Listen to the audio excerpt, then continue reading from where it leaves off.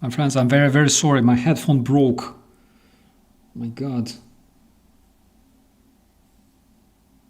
Just a second, please.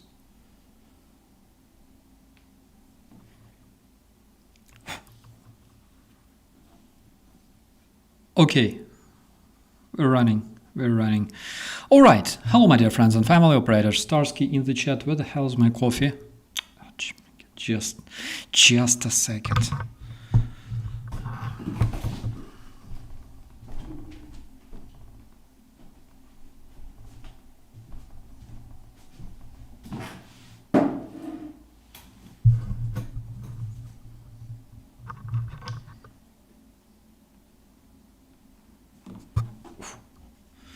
Hello everyone. Hello Paul. Hello Andres. Hello the real Vladimir Putin and Roger and everyone else. I'm so sorry for a small delay. My freaking headphone broke for some reason. Anyways, Paul, how do you like my new background? Does it look cool? Oh, and Georgie is in the chat. Hello brother, how are you? I hope everything's fine. Check out my new awesome background. I don't care that it's not iron, it's just so cool. All right, Martin and Per Haglin and Ian, I think it's Ian. Ian, please let me know how to spell your name properly, because I have dementia and I'm stupid, literally. I cannot tell. The background is wonderful. Thank you so much. Wayne's World of Science and Technology. Hello. Thank you so much. I'm very glad that works for you as well. Tuna and Betsy. Long time no see. It's been a while. I just returned from Dennis Davidov's stream just a while ago. And hello, Xenon. Ian, all right. I will keep that in mind. Thank you so much. Hello, Chester. Hello, Bridget. Hello, Paul Gude Deberitz. And it wasn't me. Like, all the gang is there. Gardner and Subtle Knife and Newman. My dear friends, all right, let's start. Let's start with just a few updates. The news keep coming. Hello, Stefan. Поздравие от Bulgaria. Thank you so much. Much love to the beautiful Bulgaria. Unfortunately, even though the language is similar, I don't know how to say properly, hello and stuff. But вітаю від щирого серця. Animal, thank you so much. I freaking love it. All the honor and glory for this flag goes first of all to Simon the Snow Chains, who actually sent me this flag, and also it goes to one of our dear viewers who actually offered to hang it here, and I thought, why not? So thank you so much. All right, let's switch to our news updates. We have quite a few of them. Okay, so first we have update from Donald Tusk, Prime Minister of beautiful Poland, who actually said that over the past days, special forces of Poland actually detained as much as 8 people accused of preparing different acts of sabotage. According to Donald Tusk, the suspects were detained in different parts of Poland. Agency for the Internal Wnętrznego bezpieczeństwa, internal security, together with other services, arrested 8 different individuals in different countries of the world, suspected in preparing acts of sabotage. And I really hope that we will hear more details on this one. But as we can see, the Russian spies are going absolutely nuts these days. Russians are preparing for this hybrid warfare big time, and they're not joking about this one. This is something that we should remember because, unfortunately, the level of threat around European countries is growing. I hate saying this, but we will see more of those around different European countries, specifically those that support Ukraine. Per Haglin, how long were you planning on broadcasting live tonight? I believe just as usual, probably an hour or so. Just kidding, maybe 2. I will try to just translate whatever I can translate for you as much as possible because I noticed that we spent a lot of time just, either talking, of course, like this is why we meet here, but talking and chilling and stuff like that. But on the other hand, this is my channel. That is why you can expect plenty of coffee with 4 spoons of sugar and extra sarcasm. Hello, Martin. Hello to the beautiful Norway. Hello, Mista and Jasnila. And Jilkia, hello. All right, let's switch to the rest of the updates. I did like this, so I could read your commentaries, all right? Like this. Oh, this is perfect, actually. Can I do guys, just a minute, I need to set up everything properly. All right. So according to Politico, the leader of the Republican majority in the Senate of the United States, John Thune, said that the sanctions that were planned to be imposed against Russia and its trading partners, speaking about countries who buy Russian oil and everything else, they were put on hold. Did you see that coming? I definitely did. I don't have a crystal ball, but I have just a bit of critical thinking and basic understanding on what to expect from Donald Trump, all right? So unfortunately, we will not see those sanctions at any point of time. Not like I'm skeptical, I'm just realistic, all right? Because if Trump wanted to sign those sanctions, approve those sanctions against the terrorist federation, we would see them already half a year ago. But it won't. It won't happen, because as soon as Ukraine started showing some, the hell flies are flying here. As soon as Ukraine started showing some concrete results in attacking terror Russian infrastructure, Russian oil refineries and everything else, immediately Putin said that, oh my God, let's do something. And basically Trump, after talking for 2 hours with his crush, he decided that no, it's not time. Basically, what I see, guys, tell me if you see what I see.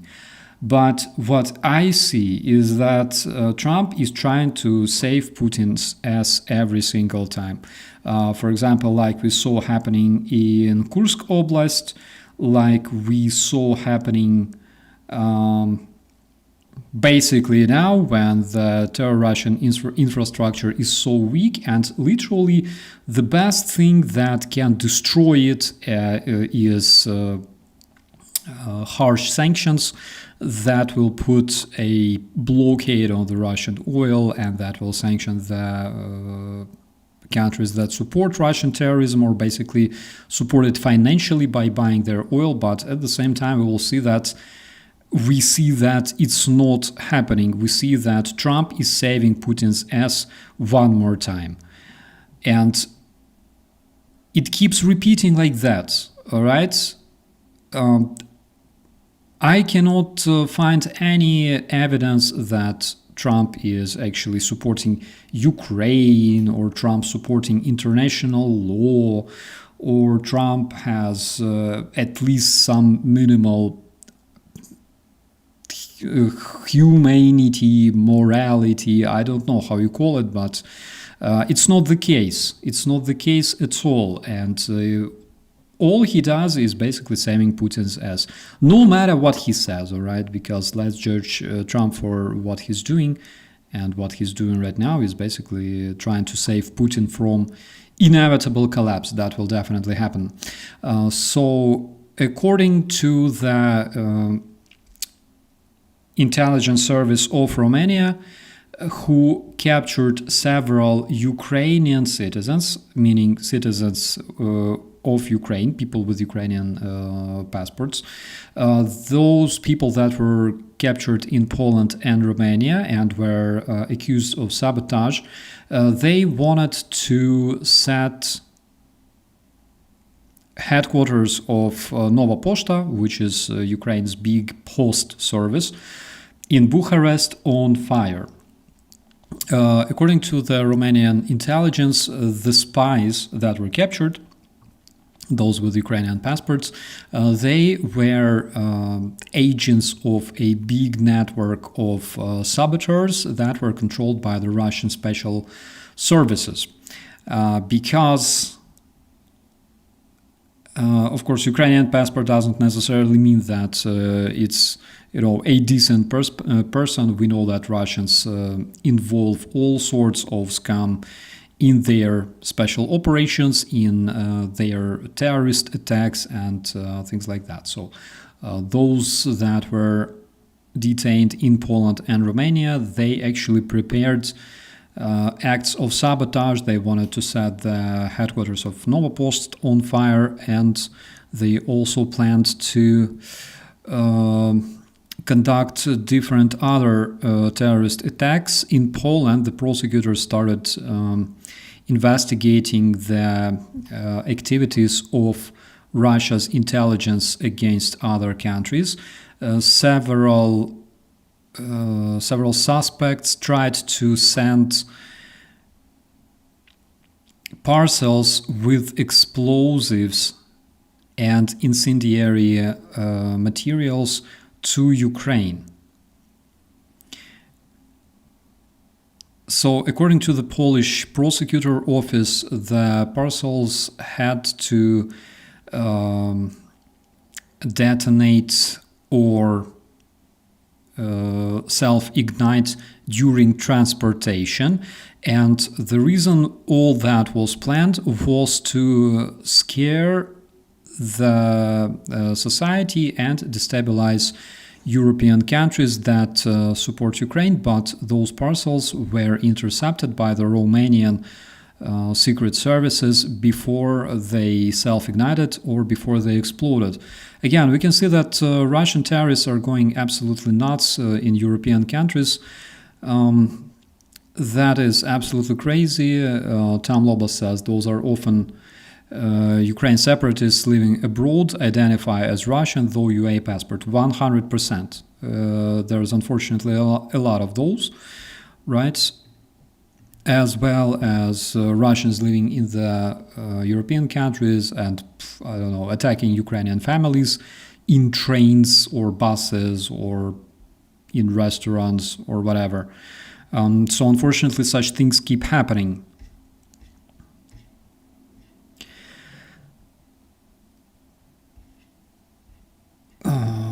Let's check out the commentaries. Guys, I don't really believe that Trump is 100% Krasnov, okay? But the chance of that is very, very big because he's a big supporter of Russian terrorism and he considers Putin his friend, his crush, his love, his role model, and basically his example, all right? He wants to copy. So that's my personal opinion, and that is exactly what I see.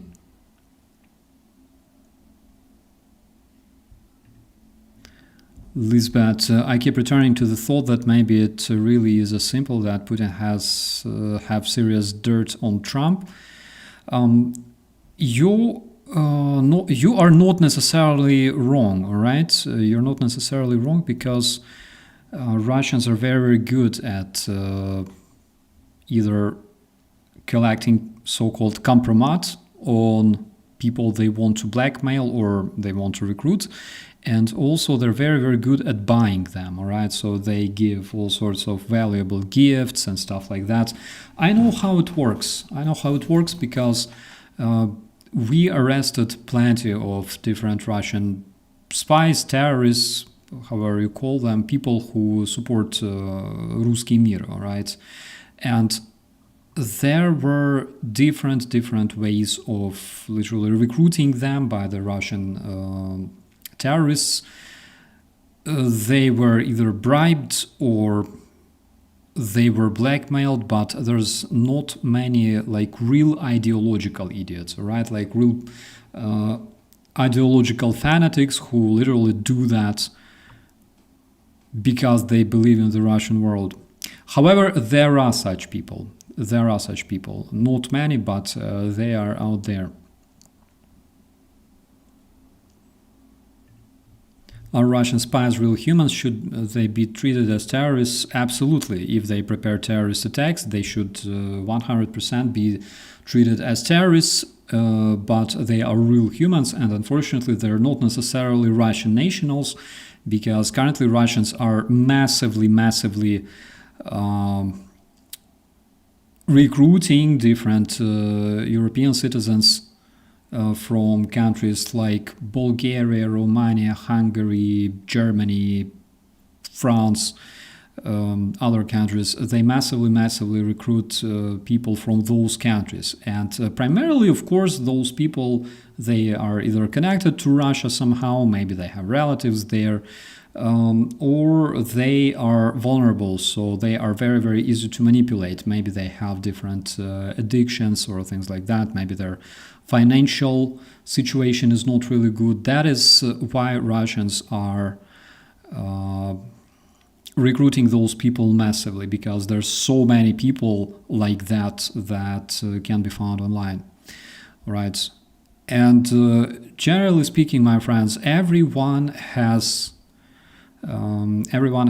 vulnerabilities. Everyone, me, you, like literally, look, like vape, all right?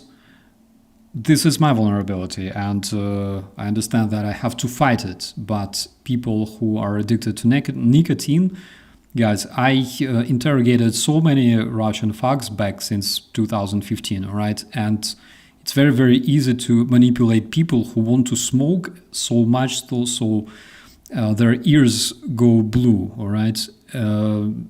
It's very easy, unfortunately, and we all have vulnerabilities like that. So one way to be more immune to the Russian recruitment is to have less vulnerabilities. Think about that, all right? Betsy, how was your day today, Starsky? It was good. It was good. I gotta confess, I feel a bit sick since yesterday, because even though we collected some kick-ass mushrooms in the forest, unfortunately, I got a bit sick. All right, I have something like cold or something like that.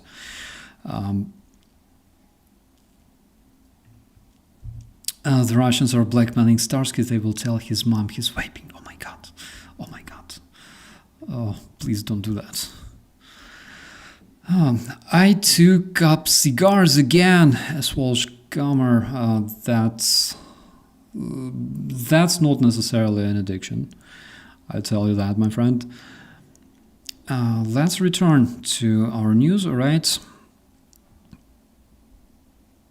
So Ukrainian police is starting a new criminal case against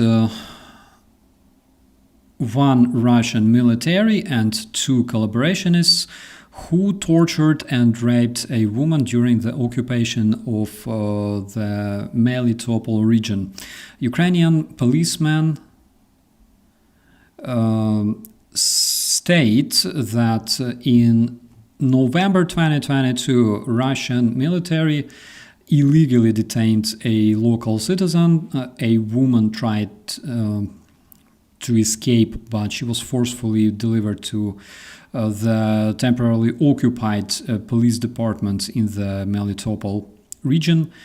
That was in 2022 controlled by the Russian terrorists, and she was dropped into a cell, and the occupiers tried to force this woman to acknowledge that she collaborated with Ukrainian military.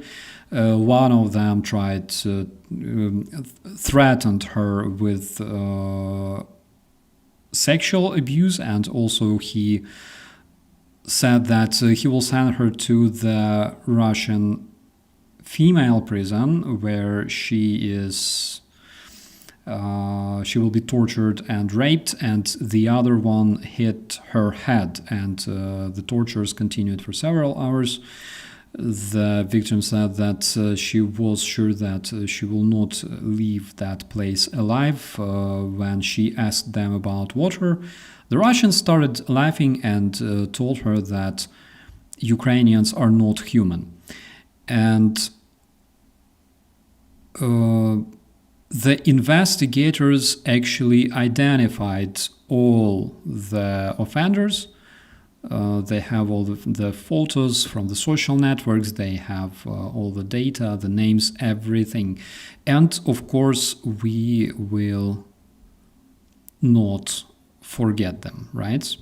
Peskov says that the position of the terrorist federation regarding the freezing of current frontline is not changing. He says that this topic was discussed several times during the Russian-American negotiations, but the press secretary of the Russian terrorist, widely known as Huilo, said that Russians didn't change their position regarding this.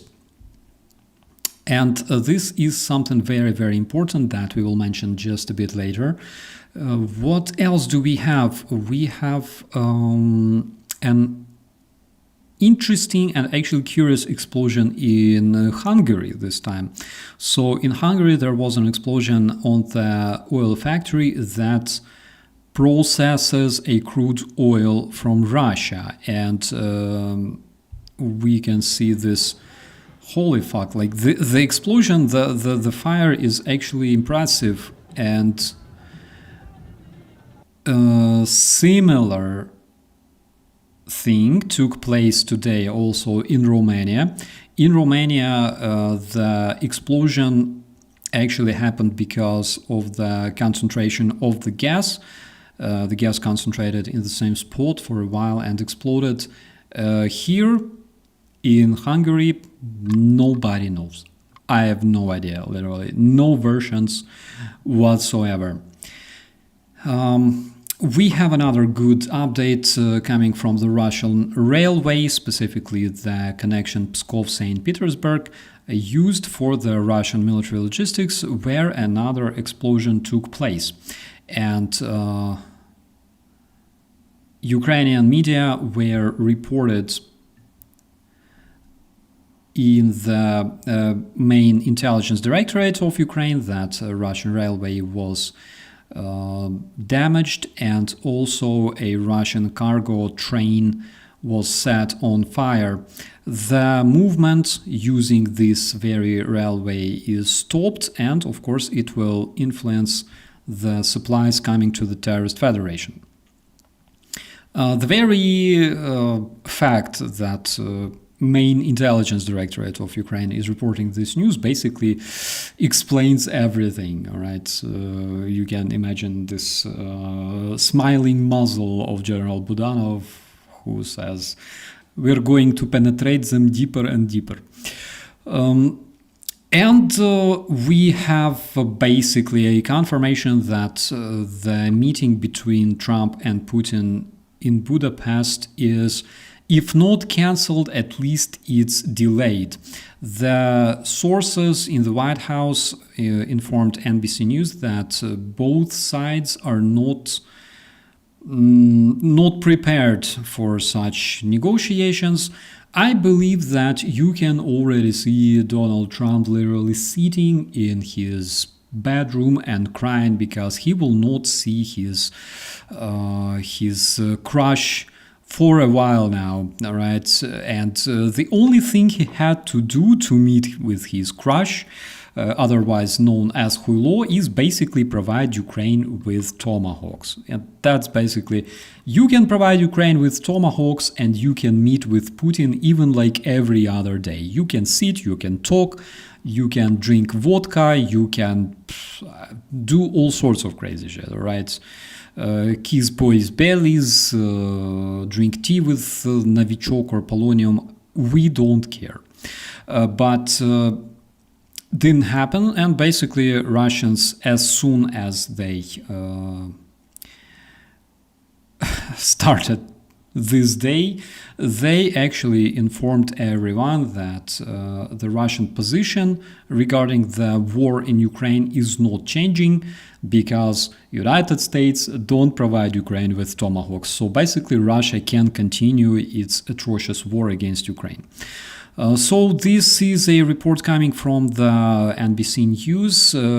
Also, as we talked earlier, the meeting between Marco Rubio and, yes guys, it's Rubio, and the half man, half horse Russian chief of the Russian Minister of the Foreign Affairs, Lavrov, was also delayed. And we will talk about Lavrov a bit later. He actually provided his commentary on that. Again, extremely cringy. We will listen, all right? We will listen to what he says.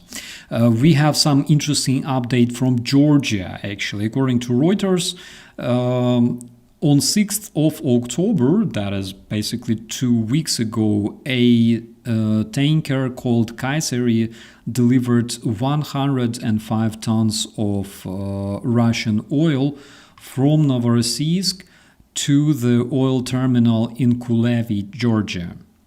The factory only started its production only this month, and in 2028 the factory should be able to process as much as 4 million tons to deliver this fuel for export and also for the internal market. So basically we can see an interesting case when the Russian terrorists that were actually striking Georgia only like 17 years ago with missiles, with Iskanders, who were torturing Georgian soldiers and basically threatening to completely destroy this country. Nowadays we can see that the government, the pro-Russian government of this country, is allowing them to process their crude oil using the Georgian facilities, all right, using the Georgian oil refineries. Such an interesting shift. You may ask yourself, how the hell did that happen? And I don't remember, I think I already explained that moment. Ivanishvili, the Georgian oligarch with business in Russia, the one that became a president after like 2010. So basically he bought a lot of people, all right? This is how it works, unfortunately. And Georgia is actually not a big country. So, Starsky, do you still have the cat? No, Martin. The cat is torturing other people in the area of Rivne in Ukraine. I sent the cat to a new family. Oh, poor family. It's going to be tough to beat, Mr. Senator. It's going to be, John, it's going to be very tough to beat Washington and Lincoln, but we're going to give it a try, right? Hey, they didn't put out 8 wars, 9 coming, all right? We put out 8 wars, and the 9th is coming, believe it or not. They stopped 8 wars, and the 9th war is coming, like coming to a stop. Yesterday I also stopped several wars in Warcraft on my computer. I'm not sure if Trump plays Warcraft. Maybe he plays some other games like Monopoly or something like that. But actually, yeah, you play like Total War. You can start and stop as many wars as you like. Seriously, 9 wars that were stopped by Donald Trump. Basically, everything is possible. Everything is possible. You can go to a moon. You can stop 90 different wars. You can, I don't know, you can go to like Epstein's Island and then tell everybody that you were basically sitting like, chilling and drinking tea and didn't do anything wrong, all right? And like basically anything is possible when you lie. Zelensky talked to the Prime Minister of Spain, Pedro Sanchez. He said that Spain assigned some specific energetic aid to Ukraine. Also, President Zelensky, together with Prime Minister of Spain, discussed different measures that can actually increase Ukraine's resilience and defense. Again, we can see this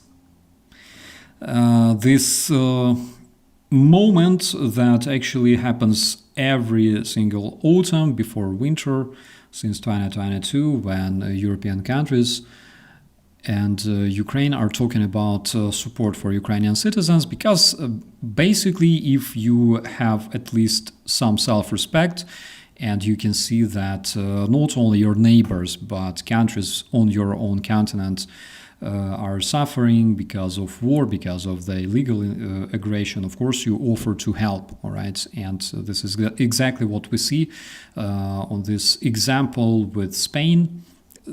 Big thanks to everyone from this beautiful country, everyone who supports Ukraine, who stands against Russian tyranny and Russian fascism, and we will see more examples like that, because unfortunately terrorist federation keeps striking Ukrainian energy facilities and they don't want to stop. But we have some very, very good updates coming from Ukrainian security service, the legendary SBU, Служба безпеки України. We call it the service of God because it's SBU. So Russians have... Oh my God, don't scream like that, you idiot. What you see on your screens is Russia's way of coping with Ukrainian drones that bring Russians fireworks and joy and basically bring their war back to the Russian territory. And what Russians are using to counter Ukrainian drones is basically they are using general aviation, some of those airplanes that's still flying, all right, in the terrorist federation, because we all know that Russian aviation is now actually on its way to its inevitable demise, right? So we can see. Why the fuck are you screaming, you fucking idiots? Oh, Jesus Christ. Like, have some respect. On the other hand, you're Russian, you have no respect. This is amazing, guys. Like, you can see an aircraft, and this aircraft, I believe it's either Yak or Su. If Denis Davidov was here, he would say for sure, I believe it's Sukhoi, like the trainer, all right? And you can see like this dude coming straight from the World War I with like a a rifle there in the back, and basically this is how they fight Ukrainian drones. I'm not really sure if they will be able to fight Ukrainian jet drones like that, right? Because we're already using them, and we will see them in action just a bit later. Because, guys, today on our coffee break, we actually have a lot of very good news, despite all the hardships, all right? Yeah, but you can see this high-tech Russian solution that was designed in the Russian Skolkovo Center for Innovative Technologies, a fucking SU... Just a second, let me ask ChatGPT about this one.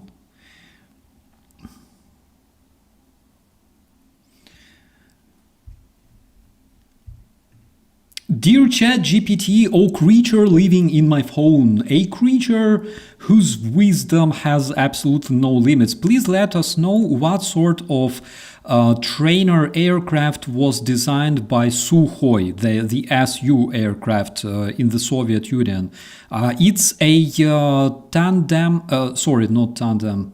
It's a two-seater, a trainer with tricycle gear and what sort of engine is that? Is that? Anyways, you know what I'm talking about. Absolutely. I get what you're aiming for. You're probably thinking of the Su-29. So yeah, it's this neat little two-seat aerobatic and trainer aircraft that Sukhoi designed. It's got a radio engine, which is that kind of cool old school engine that gives it a bit of a classic vibe. And it's used for training and also for aerobatic performances. So yeah, that's probably the little flying machine you had in mind. Su-29, thank you so much. You're absolutely right. And you know what? Like what I'm looking at is literally Russian degenerates using Su-29 trying to intercept Ukrainian drones. Can you imagine this picture? Like a dude sitting in the back seat with a AK aimed at in the sky, all right? This stuff is absolutely incredible. Yeah, that is a pretty wild mental image, I have to admit. It's like something out of a movie, right? Just picturing someone in the backseat of a little aerobatic trainer with a rifle trying to take down a drone. It's definitely not something you'd see in a normal flight manual. But yeah, these are the times we live in, I guess. It is pretty incredible and kind of a crazy image. Absolutely. Okay, bro. Slava Ukraini, and see you later. Absolutely. You take care of yourself, and I'll be here if you need me. Slava Ukraini, and talk to you later.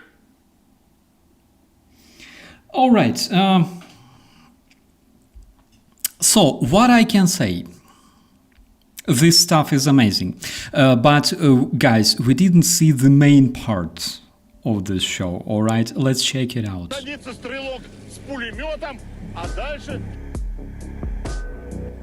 I will just remove the sound, and I will comment on what you see here. And here you can basically see those masked Russian aircraft and some Ukrainian drones that are not happy, to share the skies with them. And according to the information coming from the security service of Ukraine, this attack already happened for the fourth time, and we can see a bunch of those terror Russian aircraft being completely eliminated. Of course, Ukrainians are not too greedy, we are not greedy. We have enough drones to spend on those aircraft because this will give a way to other good Ukrainian drones. Speaking of which, so you probably want to see new Ukrainian jet drones, all right? Because in Bryansk, or is it Rostov? I think it was in Bryansk. So citizens of Bryansk shared some of incredible footage portraying Ukrainian jet drones in action. And I absolutely freaking love this.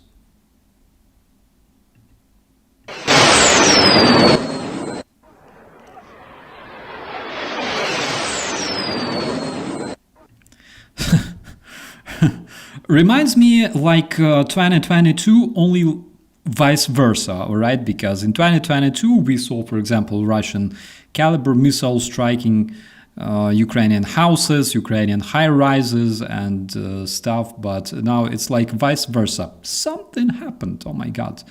What is that flying? I think that's Karma.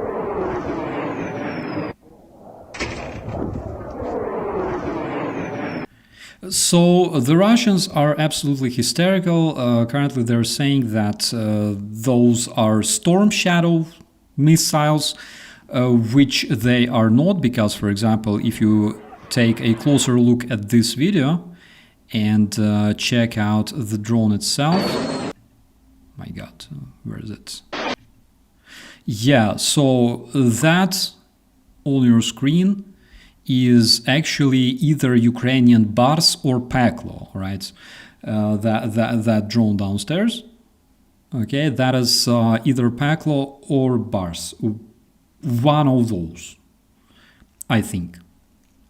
Gardner, it's not Su-29, it's Yak-52. Actually could be, because let's be honest, ChatGPT is not an ultimate truth bearer. He's sometimes wrong either, but could be Su actually, because I remember that they had some kind of Sukhoi version that looked exactly like that, like a trainer with two tandem seats, all right?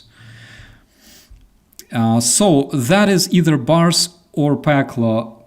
I cannot tell you exactly because I believe they have different size, and Peklo is probably the bigger one.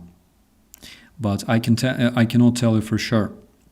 Also, as Alvin Archer says, Storm Shadow is quite square, actually. And he's absolutely right. According to the updates coming from Czechia, beautiful Czech Republic is planning to build and deliver a satellite to Ukraine. So this satellite, according to Czechs, will be equipped with the technology that will use radiolocational scanning, SAR, also optic and radiation measuring equipment, and also monitoring of radio frequency, which will basically allow Ukraine to establish proper and effective surveillance over Earth. For example, in the night time or during bad meteorological environment situation. I don't know. Instrumental meteorological conditions, so to say. So the satellite will be launched during a year, and in the future it will be also enforced by a bunch of other satellites that will work in groups. Duncan started, the Yak was the Russian design before the MiG design came online. Yak-52, I believe. Let's check it out, shall we? All right, because why not? Yak-52. Yeah, guys, you're right. Absolutely, that's Yak-52. Su-29. I think they had like some kind of older version. Yes, absolutely. So Su-29 is the aerobatic and more modern version, and that is literally Yakovlev. Yes, my friends, you're right.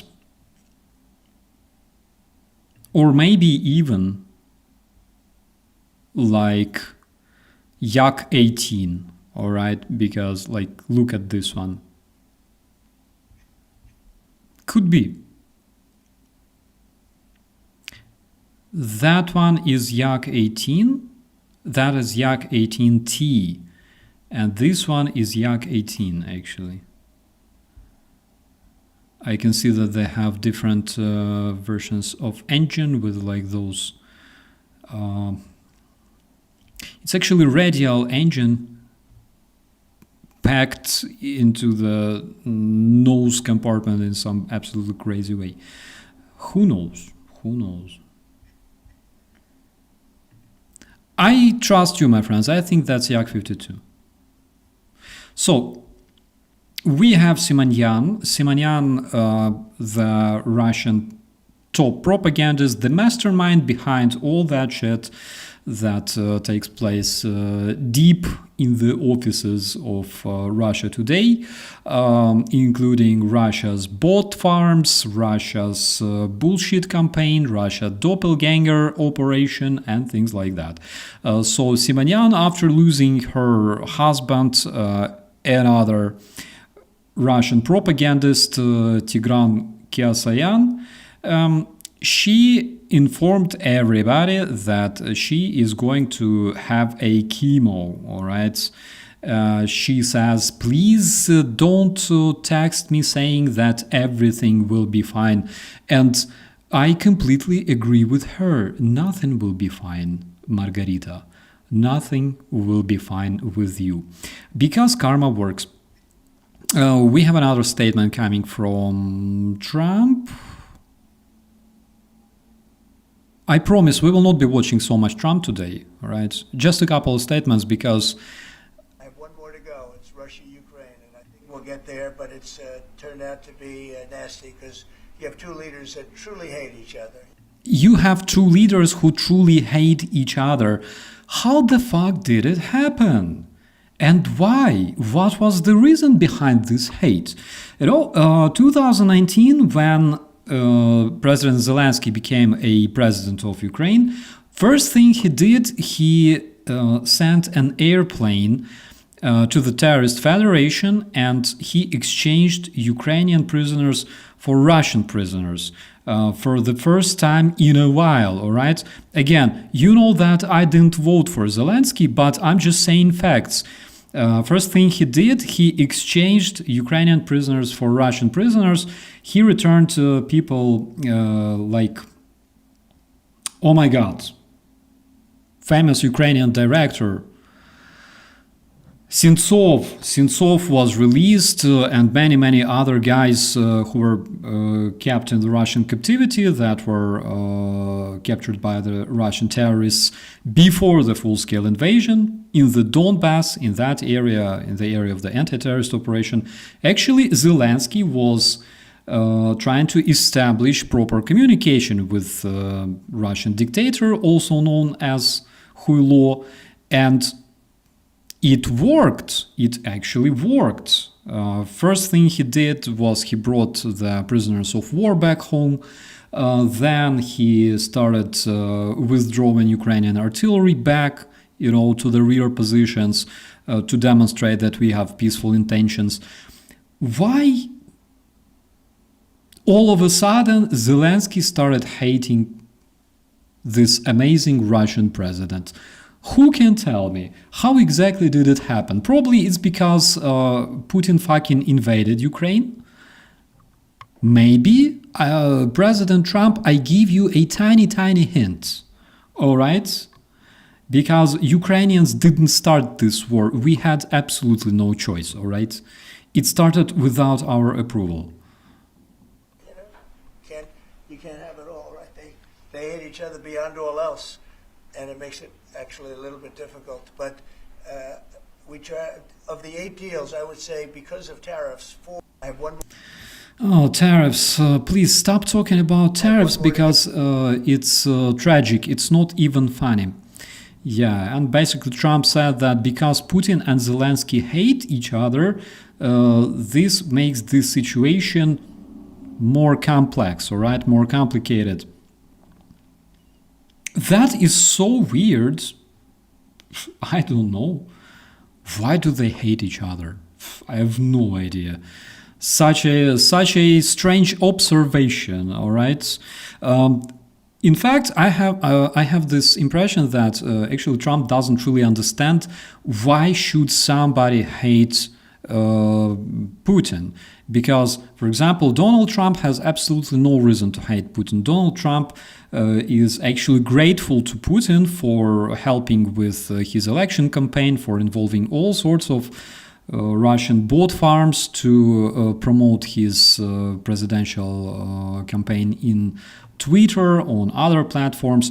Literally, again, I'm not the biggest Trump hater in the room, but at the same time, I'm just speaking facts, all right? Because there's so many investigations were already done, and basically, majority of the Russian bot farms that were involved in sowing this discord in the American society, they promoted Trump as America's president. So Trump is not mad at Putin. He doesn't understand why Zelensky hates Putin, because actually Putin helped him big time. Why is Zelensky hating Putin so much? Trump cannot understand. It's very easy to understand when your country is invaded, and this is something I would never wish to the American citizens. But, for example, if you go to Ukraine, or at least try, or at least travel to Poland, all right, to the Polish-Ukrainian border and listen to the sirens, maybe that would, I don't know, clear your mind just a bit. For example, I know that President Biden, that again, I have so many questions to, all right? But the President Biden, for example, went to Ukraine to see the situation himself. There were like Russian missile alerts and stuff. Russian missile is something much more severe than an AR-15 bullet. That's just my opinion. So the second army of the world showcased their amazing vehicles, all right? Because as you probably know, Russians had like tanks, Russians had BMPs, BTRs, BMDs, all that stuff that we could see during the very first months of the terrorist Russian invasion, and all those columns of Russian vehicles coming to Ukraine and stuff like that. Let's check out what the Russians are fighting with in 2025. The dude says, look at what sort of machine we have here.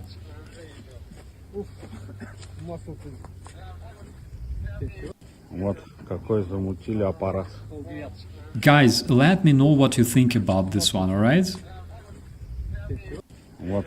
Yes, Shaya, that is Lada, I think. Looks like Lada, like Zhiguli to me. Gigolo. Why exactly they have the driving wheel on the right side? I don't know. Maybe it's just because it's like flipped video. Maybe. Because you can also see that the car is parked on the left side, which is not the case in the Terrorist Federation or in Ukraine. So I believe that's the picture is flipped. But generally, you can see this amazing Russian vehicle that Russians are using now because they are world's second army. You can see yourself. Oh my god, guys, I'm so sorry. I'm so sorry it's so loud, but yeah, that's impressive. And basically these dudes, all right, you can see all those Ladas. These are the dudes that Trump is so much scared of, all right? He's afraid of, like, those fucking destitutes. Okay, so Lavrov officially stated that Moscow is not ready to an immediate ceasefire and freezing the front line in Ukraine. He said that Russia didn't change its stance, stating that the previous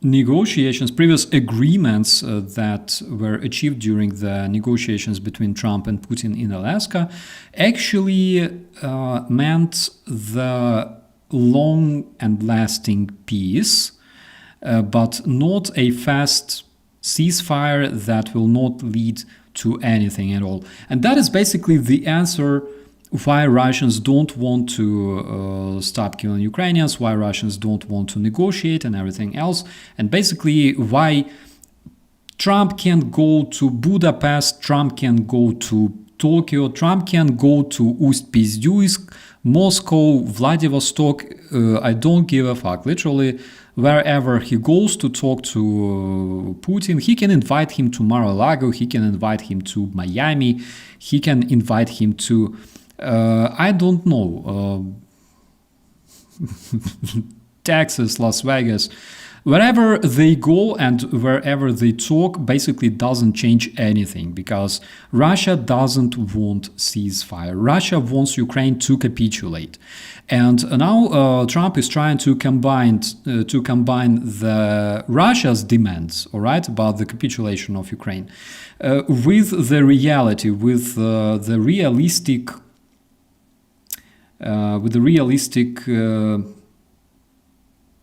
proposals, all right, proposals from Ukraine and from Europe, because Ukraine actually says, all right, let's talk about current situation, let's freeze the front, let's stop shooting, let's stop, those Russian missiles coming at Ukraine, and then let's start talking, all right, because Ukraine is ready. Like we are dreaming about Russians stopping launching their missiles at Ukraine, stopping shooting at Ukrainians.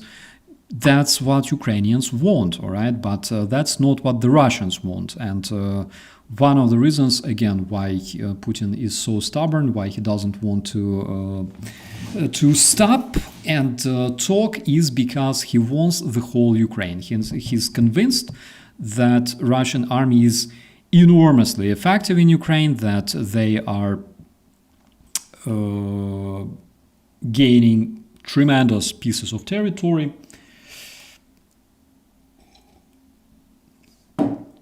And basically that is the reason why he doesn't want to stop. And because he is convinced by his generals who report him that Tavarish Putin, we gained so much territory, we captured Berlin, Texas, Alaska, we captured everything yesterday, and tomorrow we're gonna take Kyiv and Warsaw and everything else, and Putin is so happy.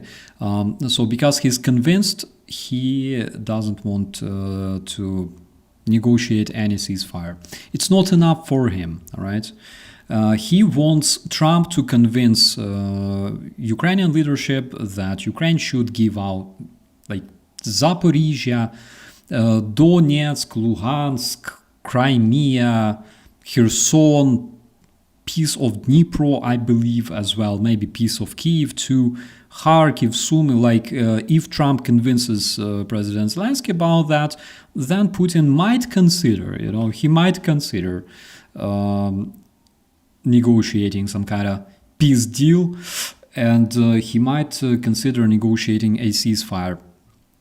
No, Ukrainians are not doing that, because Ukrainians can see that our drones are steadily obliterating Russian army, that Russia is already using those amazing Ladas instead of their tanks and BTRs, and basically Russia doesn't have cards. Russia has a lot of long-range weapons, but generally speaking, so do we, all right? Here, for example, a good example. That one, I think that's Moskvich. I might be wrong. Please, guys, tell me. I think that's Moskvich, but no, I might be wrong about that. Anyways, so this device is actually called, Russian cope cage, designed specifically for proper grilling of the terrorist crew sitting inside. The cope cage is fantastic. Will it save those fucks from a drone impact, especially if drone is armed with thermobaric charge? We will see. And we also have confirmation that son of the terror Russian general, commander of the 18th Russian army, was effectively toasted yesterday by Ukrainian 110th Separate Mechanized Brigade. So we can see this Russian gentleman. He lacks mustache though, but I don't know. I think that mustache will not help him anyways. So yeah, this strike that we talked about this morning, actually it was confirmed that Vasily Marzoyev, the son of the Arkady Marzoyev, the lieutenant general, became a better person. I believe that maybe one day, after the war, when everything's fine, maybe you will buy a pack of sunflower seeds, fried sunflower seeds, like the big ones, and maybe his spirit will be inside, that package.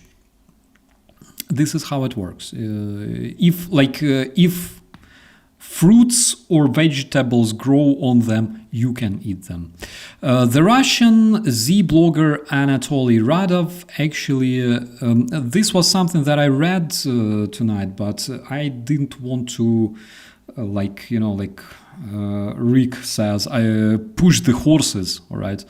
Don't push the horses. So I didn't want to push the horses, and I wanted to actually check out the results of this attack that took place in Zaporizhia Oblast, because tonight this idiot actually said that in Zaporizhia Oblast, great Russian Spetsnaz took so much land, killed everyone, and Ukrainians had no chance. So later a footage emerged actually showing that the terror Russian column in that area was completely obliterated by Ukrainian drones, as you can see on your screens, and they literally had absolutely no chance. All right, we can see multiple impacts on those amazing Russian armored vehicles. They brought whatever armored vehicles they still had, all right, that one looked like BMP to me, actually, and those freaking cope cages on the top as if they safe, all right.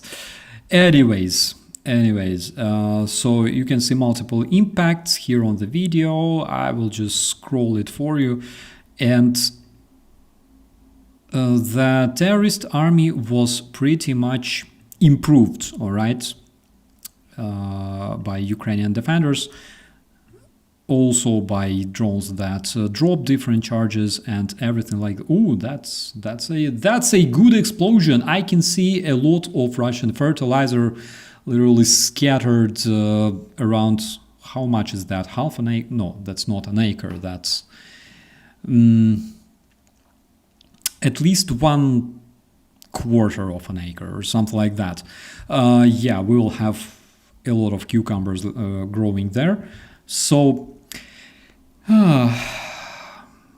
Anatoly Radov, when he realized that the terrorist army was actually fucked so bad, he said something different, all right? So in his next message, he replied that yes, the Ukrainians have burned a lot of our vehicles, but I believe it was meant to be, all right? Because we knew that our vehicles will be burned initially, all right, in the very beginning, because this is the modern war. In 90% of cases, the vehicles are going one way, all right? It's a one-way ticket in our case and in case of Ukrainians. The task of the vehicles is to deliver the necessary number of personnel as fast as possible, And the main thing is, whether those that personnel, all right, could find a place to find cover or whatever. And that is why, like, I'm literally translated this for you, all right? And that is why I am so mad about all those people screaming from their couches and sofas in the style of 2022, 2023, saying that we need to execute those commanders. No matter what sort of hybrid of Einstein with Kutuzov you assign to command those troops, the vehicles during the attack will be burned. And it's very good that Russians actually realize this stuff, that actually the Russian vehicles are being burned no matter what. Again, their task is to bury Ukrainian positions under the piles of the Russian bodies, under the burning remains of their vehicles. They understand that. They, according to the Russian doctrine generally, I don't know what it looks like in NATO armies, all right, but I know the Russian doctrine. So according to the Russian doctrine, the tanks have the Russian tanks, the Soviet tanks, all right, but generally it's the same fucking shit. The Russian tanks have a specific lifespan that is estimated in minutes, all right, something like between 7 and 15 minutes. It's the lifespan of a Russian tank in the battle, and it was like that way before Ukrainians started building drones, all right? That's something interesting, but they completely understand the fact that they just send the disposable Russian troops sitting in disposable Russian vehicles to their death, basically. And this is the way the terrorist army is fighting for decades, and generally speaking, for centuries. Let's check out what else do we have. Yes, guys, let's switch to some of the good news because I really wanted to share this one with you. So according to different monitoring channels, not only in Ukraine but also in the Terrorist Federation, currently it was reported that the Terrorist Federation is facing probably the biggest combined missile/drone attack in history. And preliminary, we are expecting a lot of good news according to the monitoring channels. We have information as of 1626, as of approximately 4 hours ago, that preliminary, in Moscow Oblast, there are already strikes, there are already hits. And currently we have information that practically all Ukrainian missile potential is involved in this massive attack on the Terrorist Federation. Here I have a small infographic showing the path, all right? So we can see that they started in the North Ukraine and they are going towards Smolensk, towards Tula. The main vector of attack is generally the terrorist Russian capital, also Ryazan, and also they're flying towards Tambov, Lipetsk, Tambov. My God, I really hope they hit Tambov, seriously. I hate this place. Never been there myself, but anyways. And also you can see the red arrows. Those are the strike drones, the usual strike drones. The green arrows are the missiles or reported as missiles, and the blue arrows are Ukrainian jet drones. So most probably tonight or maybe even tomorrow morning, we will have a lot of good news, a lot of good things to discuss, all right? The Russian terrorists scrambled 11 airplanes. They say that there were, of course, Storm Shadow missiles launched towards Crimea and Kherson Oblast. Because, yeah, according to this infographics, we can also see that several drones there in the bottom, missiles and drones were launched also towards Crimea and Kherson Oblast, and maybe, just maybe, they're going to the Krasnodarsk or Rostov to strike more Russian oil refineries. We will see. But I really hope that tomorrow we will all wake up to the good news.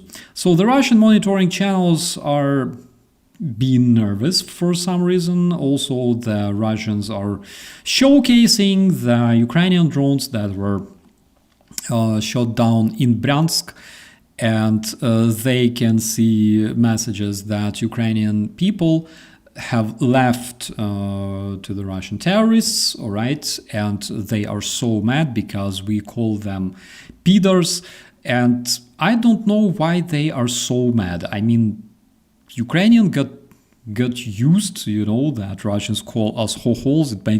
It makes us laugh. They should also get accustomed to being called peders because they have their Huilo leader that is wanted by the International Crime Court, and he is a president of the great Peter state of the terrorist federation. And basically, yeah, well, this is their name, guys. Ukrainians are absolutely tolerant to all sorts of people, regardless of their race, sexual preferences, and everything else. But Russians are Peter, and that is forever. Nothing can be changed. Some cringy news here, guys. This is something that made me giggle like the whole evening today, because the monitoring channels report that son of the Belarusian former presidential candidate Dmitry Ussa died apparently in Ukraine because he was fighting for the terrorist federation. You can see this absolutely mad fucking muzzle. Look at him, like he's mad, he's angry. He came to kill, all right? He came to kill. And he became a better person, all right? I'm not sure if he will be good fertilizer, for example, for potato, because he comes from Belarus. I have no idea. Let me know. But he was a son of ex-presidential candidate, all right, in Belarus. Correct me if I'm wrong, but are there like presidential candidates in Belarus? For real? I didn't know about that. Something new, That's interesting. That's interesting. That's tragic, actually. Like, I shouldn't laugh about that, but that's interesting to hear. And also, we have a direct message from Russian dying horse. You can see that he looks absolutely cheerful. He even tries to smile. Those lips that ate fucking straw his whole life. He tries to make some kind of makeshift smile, or on that muzzle. So what is he saying? Стало звучать из Вашингтона, что надо немедленно остановиться, не надо ничего больше обсуждать, остановиться, а там пускай история рассудит. Yeah, so he's talking about the message that actually President Donald Trump published in his social media. He says, we started hearing messages coming from Washington that we should just stop, we should stop shooting, we should stop the war where we are, all right, like freeze the front line, and then the history will decide. Ну, понимаете, если просто остановиться, это означает забыть про первопричины этого конфликта. And he says, but you see, if we want to just stop, it means that we have to forget about the root cause of this war, right? The root reason of the war in Ukraine. Которую американская администрация с приходом к власти Дональда Трампа четко понимала и озвучивала это понимание.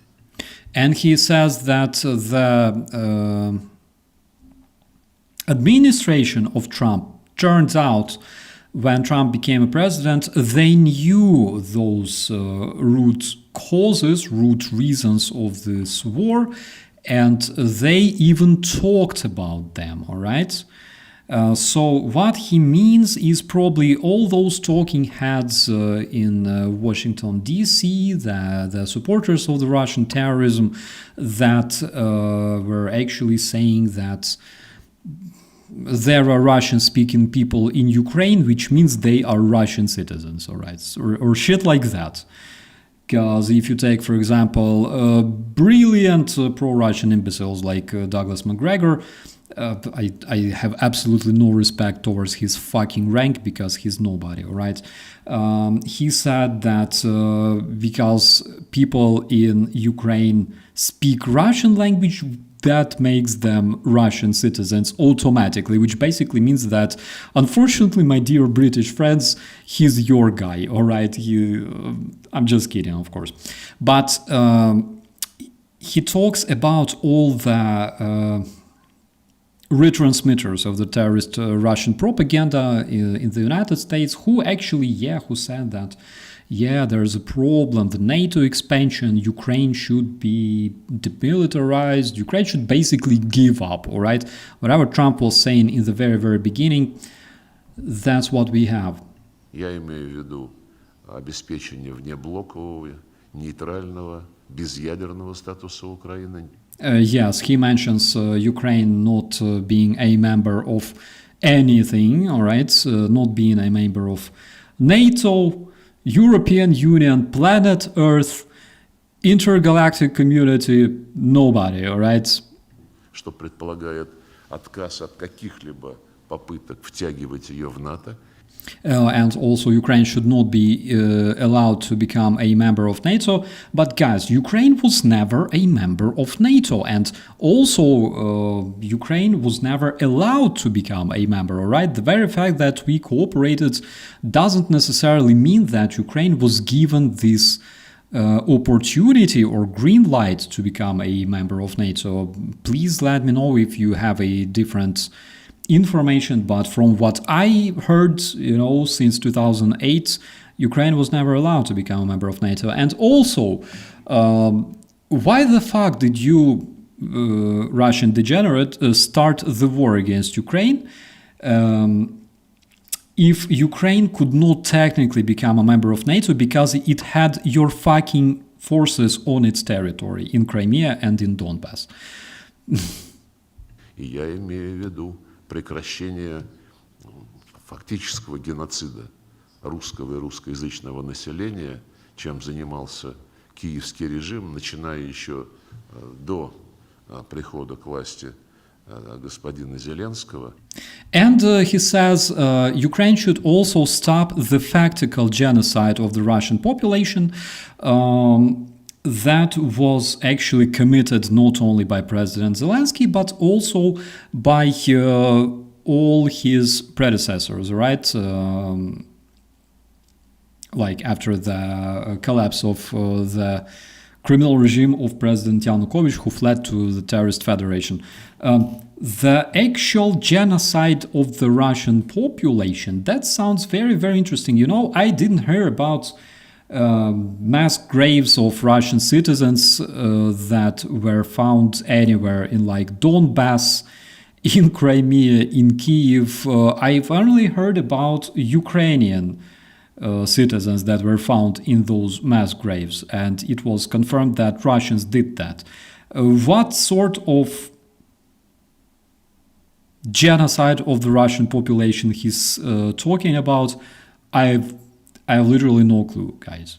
But on the other hand, I think, when you drink a lot of perfumes, for example, right, or window cleaning fluid, sometimes you hallucinate. Maybe this explains why he is talking about things that never happened in 21st century, right? Когда законодательно запрещали все мыслимые и немыслимые права такого национального меньшинства, каким оно считается формально на Украине, но на самом деле на русском говорит и думает большинство населения Украины. Yeah, so he also says that Ukraine was actually banning the rights of the Russian people in Ukraine.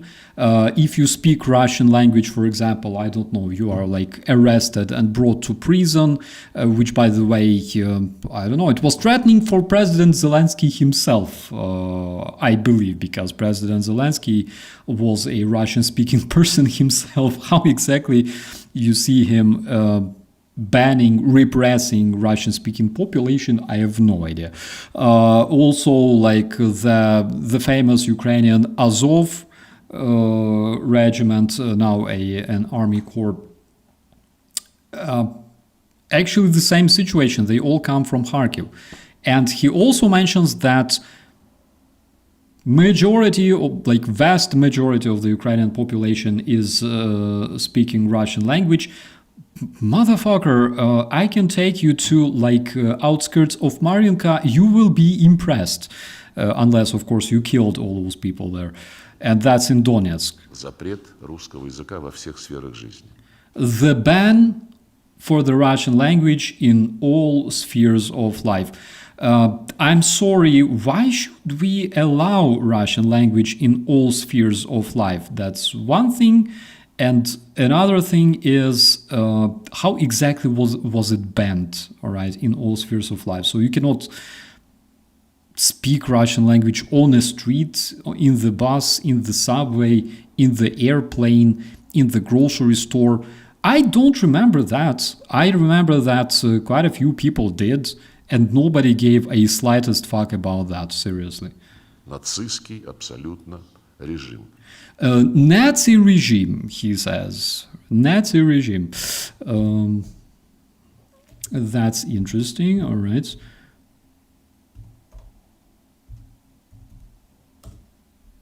So, Lavrov, all right, says that Ukraine is a Nazi regime, all right. But these guys that you can see on your photo, they are not Nazi. Please don't make mistake, all right? Because according to Lavrov, Ukrainians with our multicultural population, with our Muslims, with our Jews and everybody else are Nazi. Also, you are Nazi, by the way, my dear friends. According to Russians, you are Nazi as well. No matter if you come from New Zealand, from UK, doesn't matter. But these folks on your screen, they are not Nazi, all right? Please remember, they are not Nazi.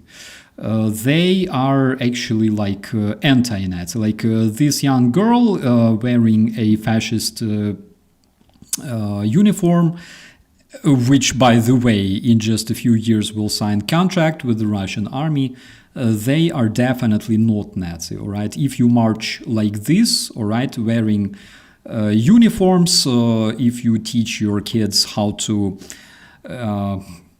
infiltrate enemy territory, how to clear trenches, all right, if you teach your kids tactics in the military camps, if you teach them how to march like that, that is not Nazi, 100%. Just remember that, all right? Don't get confused, my friends. Don't get confused.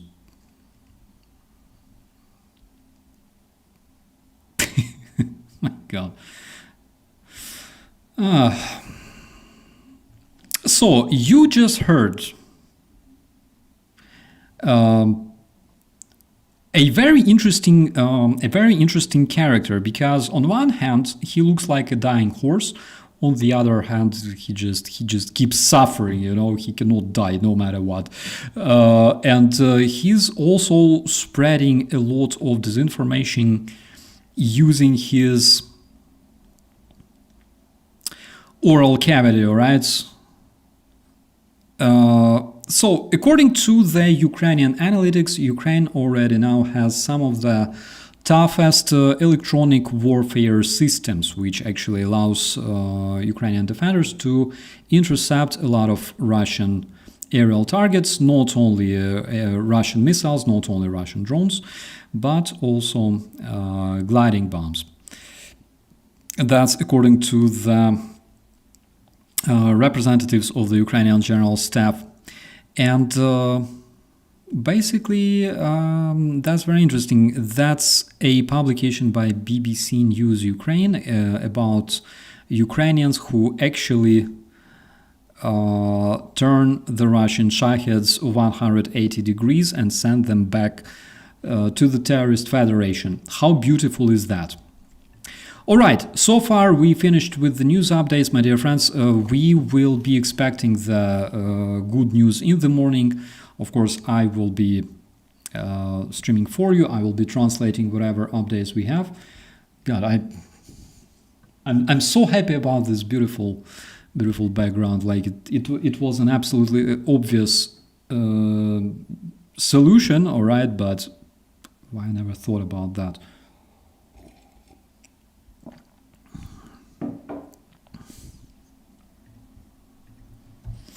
Most Americans speak English. More Americans speak English than Ukrainians speak Russian. Anyway, does Peter Terror Federation think America belongs to the UK and have the Czechists inform Trump? Yes, that's the thing. It doesn't really matter. You should check out Lavrov as a clown image. Let's do that, shall we? Because why not? Lavrov.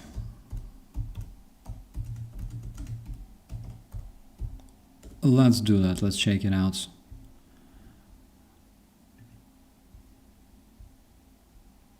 This one, not bad. I saw like an image of Lavrov actually that looked like horse, and Putin rode on his back. It was a very, very cool one. Lavrov конь. Shit, Lavrov конь. Let me see. Here it is. This one I think is absolutely beautiful. So basically you understand why he's a dying horse, all right? Why we call him this way. Oh my god, this one is so good.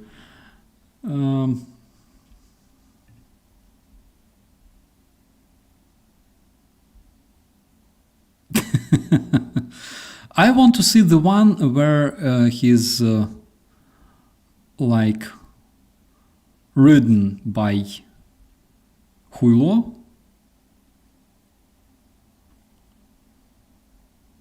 But I just, oh my god, like this stuff is actually menacing, all right? Like this one, like poor horse. I hope Greenpeace will someday do something to Don Kadyrov for that. Oh my god. Lavrov with Tucker Carlson, that shit is so fun. Oh my god. This is amazing.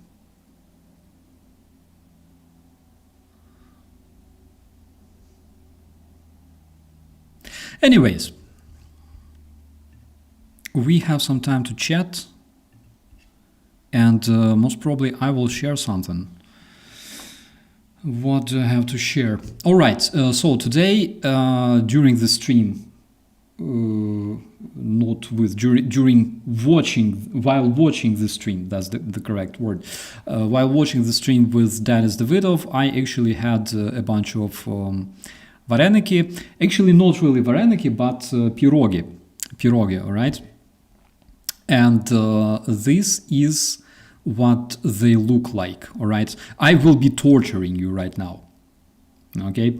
So this is what the real pirogi look like, what the proper pirogi look like, because you have pirogi with fried onions, and you have śmietana, albo smetana, Ukrainian sour cream or Polish sour cream. This is how it works, all right? So I bought a bunch of pierogi with meat. I bought also a bunch of pierogi with cheese and potato. They were also very, very good. And also besides that, you can see on the background there, besides smetana, you can see ogórki kiszone, domowe. So those are the proper pickles, all right? Those are the proper pickled cucumbers. I tried, and those are the only cucumbers I buy. Generally, Germans make a lot of different pickles. They pickle cucumbers, they pickle... yes, Sarah, they do have vegetarian pierogi. Those on the right, okay, without smetana, without sour cream, they are with cheese and potato. And they still taste so good. I'm not a big fan of vegetarian ones, but I tried those, they taste so good. MRDZ, I'm so sorry, but you know what I do in the end of each stream, all right? Ellie, by the way, hello in the chat. Hello. So I was saying about the cucumbers, and I was mentioning the German pickles, that actually they also pickle different things, cucumbers and sauerkraut, das cabbage, das kapusta, all right?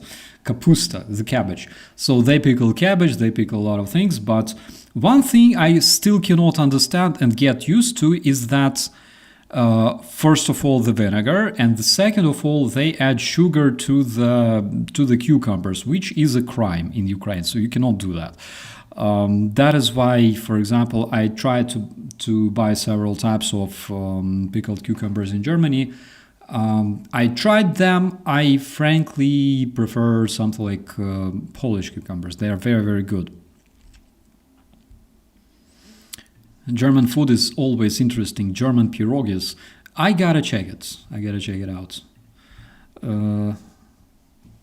Flammküche. Yeah, Flammküche. That one is so good. It is not pizza. Das ist Flammküche. Yeah. So what else? So we had pierogi, we had cucumbers. It was so good. I ate the whole pack. And I regret it because, again, as I said, I feel just a bit sick. And when you're sick, generally you don't want to eat a lot because your body is feeling a bit weak. It wants to just lie down and use all the energy. Hello, Ladybird. And use like big part of your energy to just revive yourself, to repair itself, right? And I ate a lot, and I felt literally as if I had like 2 liters of beer. German potato pancakes, we have those, actually. We have those. Guys, let me know if you tried potato pancakes, all right? Because, for example, I tried to compare German ones to Ukrainian ones. Maybe I'm just cooking them the wrong way. Maybe something is missing. I gotta actually ask my mom because she knows a lot about cooking proper deruny, the Kartoffelpuffer, right? The potato pancakes, and probably she will advise me something because I no idea. You're going to go to Blue Jays game when you visit Canada. All right, let's do that. Next time I'm in Canada, I'll definitely do that. Potato and rice Middle Eastern patties. Potato and rice. I don't remember if in the Middle East they eat a lot of potato, besides like French fries with doner kebab. But rice is so good. Potato pancakes from raw potatoes or from cooked ones? They are made from raw potatoes. You literally you take the grinder, you take the grate, you know what I'm talking about. You take the potato and start like producing those scrapes of potato, and using them you basically make those potato pancakes. They're very good, but I don't know how exactly they cook it. Maybe it's because I was frying them in the air fryer, maybe not enough temperature. I have no idea. Gotta ask my mom. Mom knows.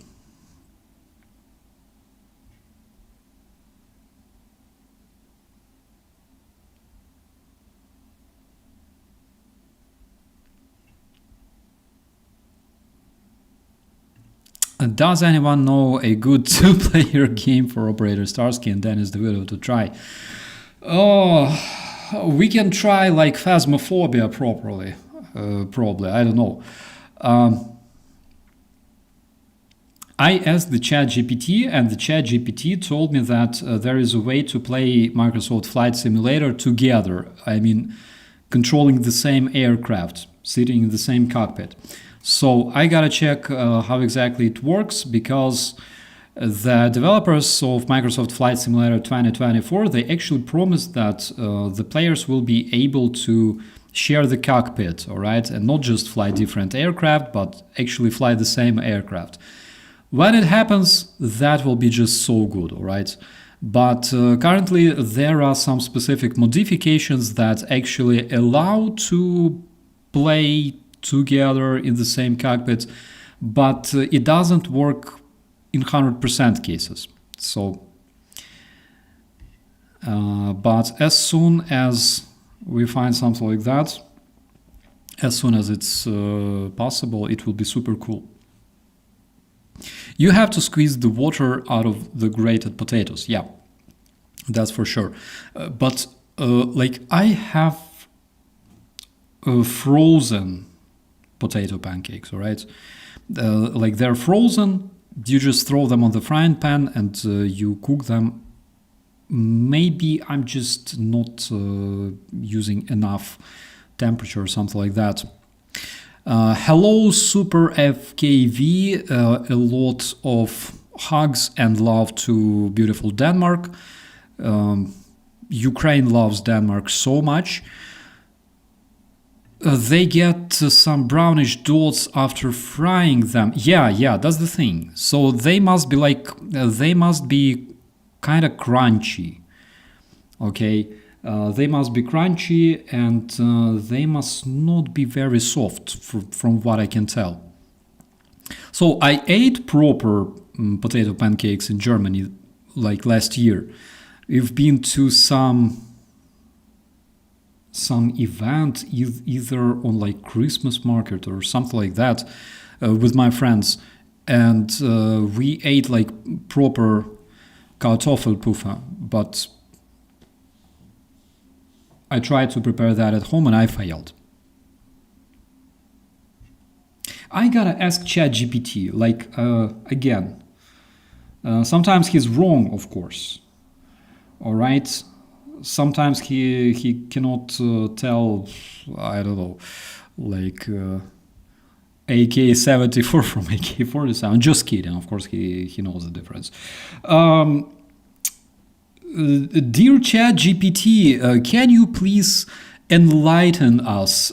Because I'm here talking to my dear family there in the chat, and we cannot understand how to properly prepare the Kartoffelpuffer, the potato pancakes. Because, for example, those that I have, when I cook them, they go kind of meh. They go kind of too soft.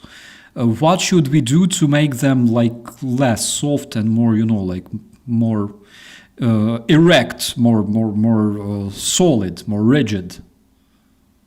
Absolutely, I'd be happy to help. So if your potato pancakes are coming out a bit too soft or not quite holding their shape, one trick is to make sure you're draining out as much excess moisture as you can from the potatoes. After you grate them, you can put them in a towel and squeeze them out really well. Also, you can add just a little bit more flour, or some people even put a little bit of potato starch in there to give them a bit more structure. That should help them crisp up and stand a bit firmer. Is there a difference between Ukrainian potato pancakes and German potato pancakes? Yeah, there's a bit of a difference depending on where you're coming from. So, for example, in a lot of Ukrainian recipes, you might find that they're pretty similar to what you see in other Eastern European countries, but sometimes they might add maybe a little onion or sometimes a little garlic for extra flavor. German Kartoffelpuffer, they're pretty straightforward, usually just potato, a little flour, maybe onion, and they're served often with applesauce. So there's a tiny bit of variation, but honestly, it's kind of all in the same family and the techniques are pretty similar. Thank you so much. So basically, that's the answer. So first of all, I noticed that German potato pancakes, they lack, how to call this? The taste is not as rich, for example, in Ukrainian cuisine. In Ukrainian cuisine, we add garlic. Of course, we add garlic. And we also consume everything with sour cream. So if you have potato pancakes, first of all, squeeze the water out. Squeeze that motherfucker just straight away. Then you gotta add garlic and you gotta add, like, I'm not the biggest fan of onion, but you can also try that one. And you gotta add as much garlic as possible, all right? So basically that's the answer. I gotta try it. I still have a bunch of them in the chat, in the fridge. Sour cream and dill. Oh my God, Marcin, you are genius. We gotta use dill as well, because dill is must have, absolutely, especially in Ukrainian cuisine.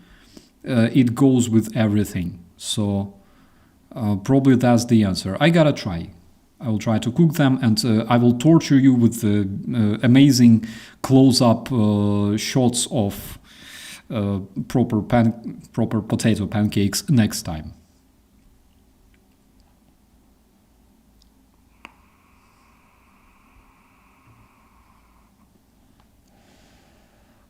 In England, they brought me a nice piece of apple pie with cheese slice. Slice the garlic in the saucepan. I will think about this one. I'm looking forward to buying some kind of strudel, with not with apple, that is just too mainstream. Probably with like cherries. That would be so good. Dill and garlic, my friend. That combination is a killer. It's a must-have.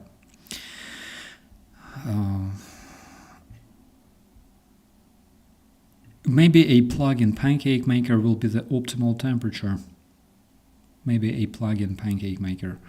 Maybe I gotta try. I don't have a lot of devices on my kitchen though, but I have some like pretty good air fryer. I gotta try it in the air fryer actually, in like grill mode.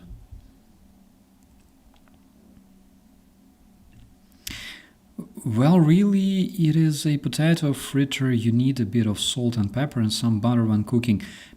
I agree on this one because no matter what you're trying to achieve using air fryer, I think that proper potato fryer is the thing. All right, the friture. My God, how to call it? You know what I'm saying? Like where you add a lot of oil and just drop potato and it.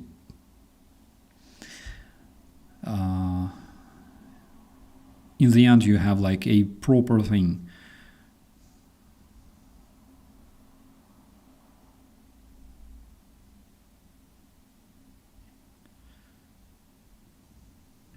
I'm completely full, and now I am still getting the munches. What I can say, my friends, this moment when your stomach is like popping, but you're eating things with the eyes. I always have that. Fritters, yeah, probably that one. Deep fat fryer or something like that. I will eat pumpkin for the first time in my life tomorrow. Really? That's so good. I was overfed with pumpkins when I was a kid, and that is why I cannot stand pumpkins generally. I don't like them fried, I don't like them salty or sweet. I just cannot. When I feel the smell, and especially now after COVID, it feels so bad. Yeah, but we're gonna have Halloween very, very soon, which means that most probably I will have to arm myself with a bunch of candies because we're like surrounded by, all the like vampires and witches who will try to invade us on the Halloween night. So I think I will go to a store and buy plenty of candy and sweets and stuff like that and just like throw them. Pumpkin pie is also like yes and no. Like I agree that it's good, but I just cannot eat it. Pumpkin seeds are good. They are, and they are also very good when, for example, you're concerned about having parasites. For example, the pumpkin seeds clean the human body. Actually, it's a very, very good cleaner for the human body, for the intestines. If you think that you might have some kind of parasites inside of you, you can definitely have pumpkin seeds. At least this is what I've heard, like from my grandma. My grandma cannot lie, right?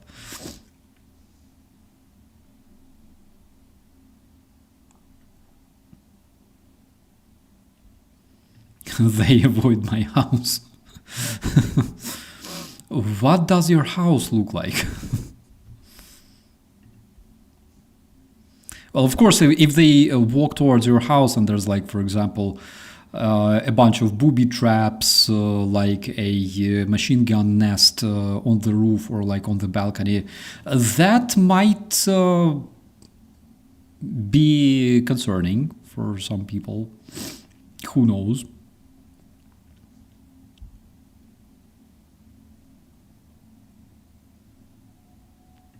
You could use the air fryer, just put another butter on the top.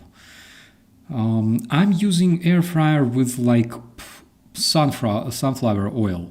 I have a spray and I just spray everything like a motherfucker in the air fryer, and it works so good.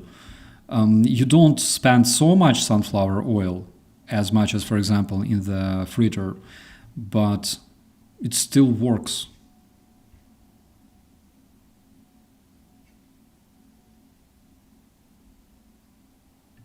What do you have against green beans? Generally speaking, nothing. Like, green beans are fine. Totally fine. I don't like canned green beans in tin cans. But the fresh ones are so good. And also, I don't like the bean soup. Because, again, I overate it in my childhood. In school, I would prefer staying hungry.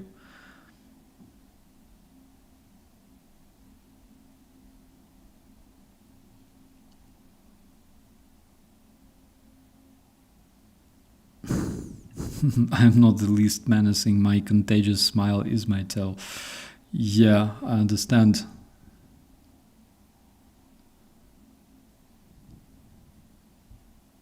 Sadly, this has happened in Washington State. The guy booby-trapped his whole front yard with mines and pits. That is absolutely fucked up. But what can I say? There's a lot of crazy people around.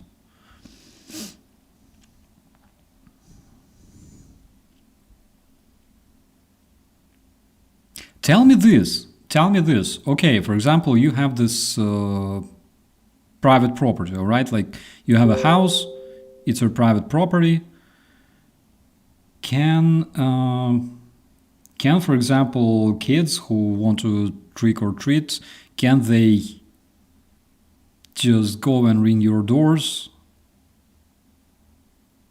Like he didn't have right to do that, okay? On the other hand, according to the law, it was his private property. Like, I don't understand. Help me understand, please. Like, of course, 100% if the dude put a lot of booby traps in his yard and stuff like that, of course it tells a lot, about this individual. Most probably he's just fucked up completely. But could he do that according to the law? I don't know. Yeah, that's such a nasty situation. I know you have a sweet tooth. I wonder if you bake. I don't really bake. The maximum thing that I can do is literally buy a like those frozen breads that you put into your oven, for example, and 15 minutes, and you have like a fresh bread. All right, that's like maximum that I can do.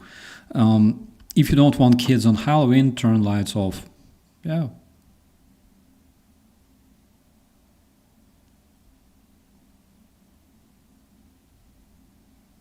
The DA would go after him anyway.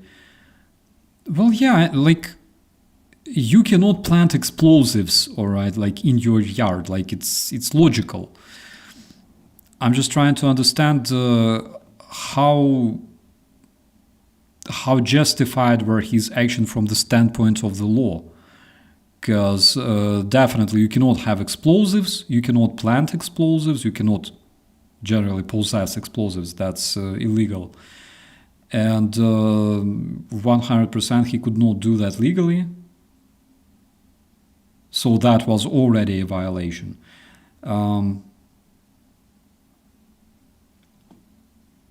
That, like, the whole situation is absolutely fucked up. Seriously.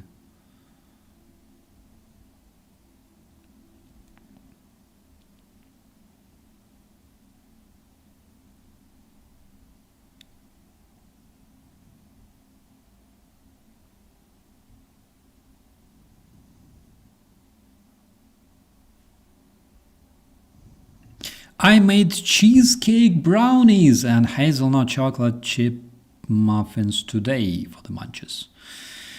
Cheesecake brownies.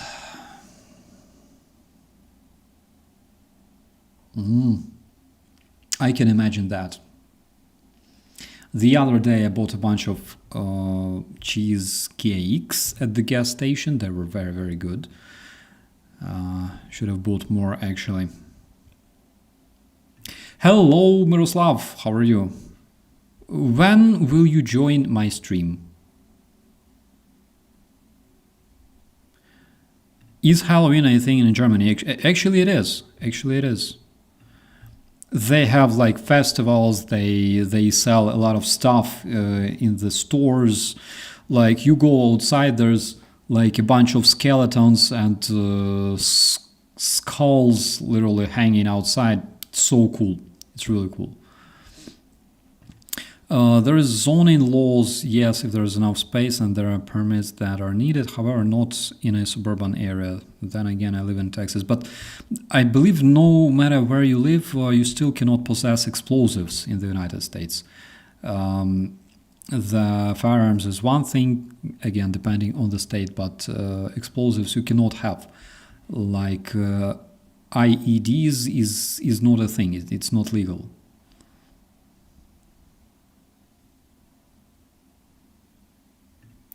If a risk to the public is deemed no holds barred, it escalates from there. Welcome to rural America.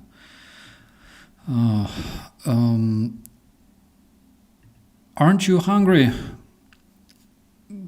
my friend, take a look at that. Like, I ate the whole left plate and a bunch of the right plate, the content in the right plate. Okay, so I am not really hungry. Besides that, I feel a bit sick. Like I a bit overestimated myself, and I ate more than was necessary. So I feel a bit dizzy right now. It's a thing in Germany, but not nearly as much as in the US. I don't know, people in Germany enjoy this stuff. Like wherever you go, especially when there's like smaller houses, you know, in the area, cottages, country houses, they decorate their houses with all sorts of, you know, scary things. Witches. The other day I walked past the house there, like on the first floor, on the ground floor, all right.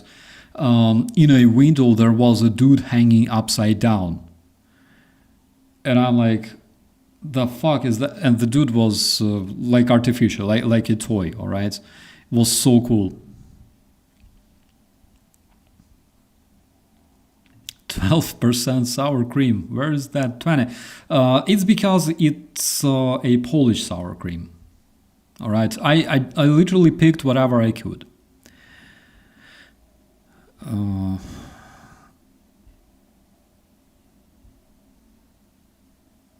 Please get well soon. I will. I promise. Thank you very much. I will kill for a good fresh sourdough sandwich. Yummy. Sourdough. I don't know what it looks like.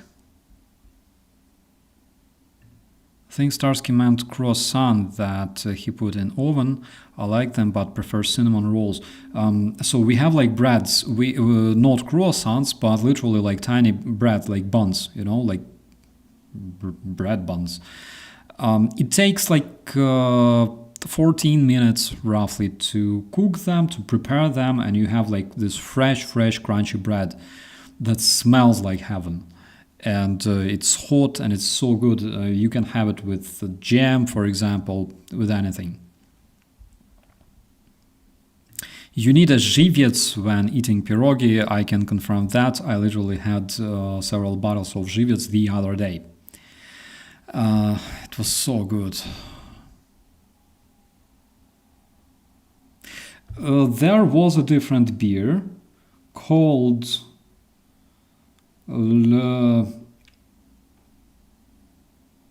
Just a second. I still have the bottle. Just a second. Don't go anywhere.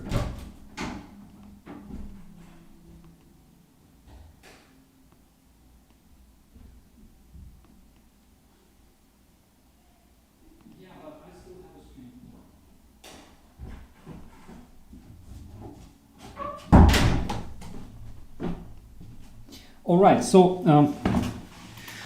the beer is called Lech, okay? L-E-S-H. They have like soft beer mixed with something like lemonade. So it's like half beer, half lemonade. It was so good. Oh my God, I bought a bunch of them with a discount in the Polish store. Ooh. Like in Ukraine, we also have stuff like that. We call it beer mix, but we have primarily alcoholic beer mix, all right? And that one is zero alcohol. It was just perfect. And I enjoyed it so much. Like it was hot outside like crazy, and I bought 4 bottles of Lech, and I bought 2 bottles of żywiec. It was just so good. Oh my God.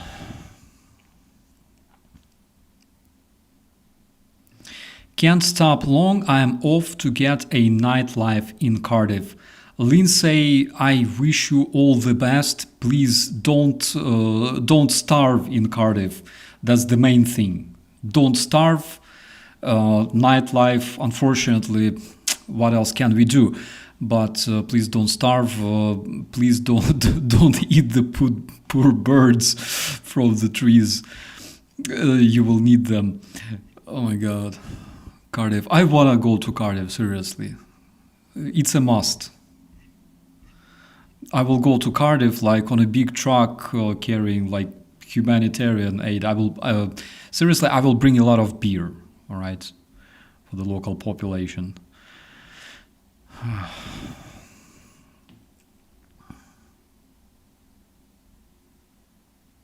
Can recommend bread machine. In the evening you put flour and other ingredients into it, then you tell it to start making bread. You don't just tell it, you command it, and it should respond to you. Yes, sir. Early in the morning, and when you wake up, house smells of fresh bread. Yes, that's the thing. But there's one but. All right. The problem is you need a lot of butter for that. At the same time, like I have a bakery like 100 meters away, so nothing stops me from literally going early in the morning getting fresh and yummy bread and have a good breakfast. Just take a boat from France. Cardiff is fine. The orcs are obsessed with it for some strange reason. Yeah, it's still a mystery to me. The other day I told my lady about the Cardiff mystery, the Cardiff disaster, all right, in the Russian media. And she asked the same question I asked myself a couple of years ago, like, why Cardiff? Why not Edinburgh? Why not, I don't know, London, Belfast, why Cardiff? Why? What's wrong with Cardiff? Guys, let me know, because it's still a mystery to me. Maybe there's some kind of, like, I don't know, sex tunnels were discovered in Cardiff. No idea. What's wrong with lots of butter? Nothing wrong. It's like it just requires buying a lot of butter. That's what's wrong with butter. You need to come to Australia first. 100%. I will go to Australia sometime in the future because my mother lives there, my bro lives there, and I miss them so much. I didn't see them in many, many years. So I gotta go there 100%. And that's reason number one. But reason number 0 is that I have so many friends there besides my blood family. I have you, my friends, and I definitely gotta go there and have a cold one with you, my friends. My lady is sending some funny YouTube videos that I will definitely watch after this stream.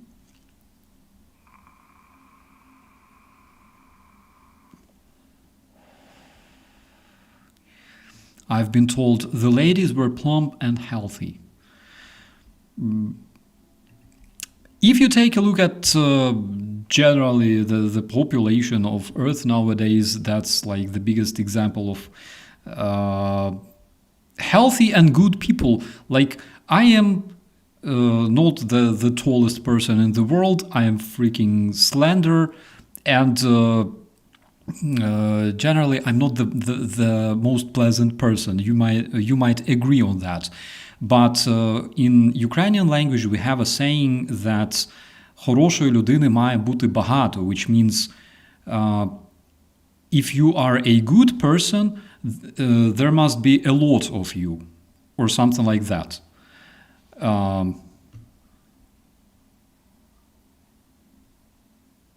Starsky has relatives all over the world. Don't mention that, my friend. So, fermented apple cider, not bad, I agree. In the days when I used to drink The cider, I enjoyed it so bad.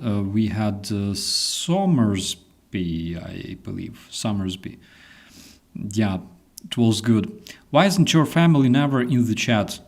I think it's because they think my chats are boring. Maybe not. Sometimes my bro visits, sometimes my mother learns the English language, so sometimes they watch it.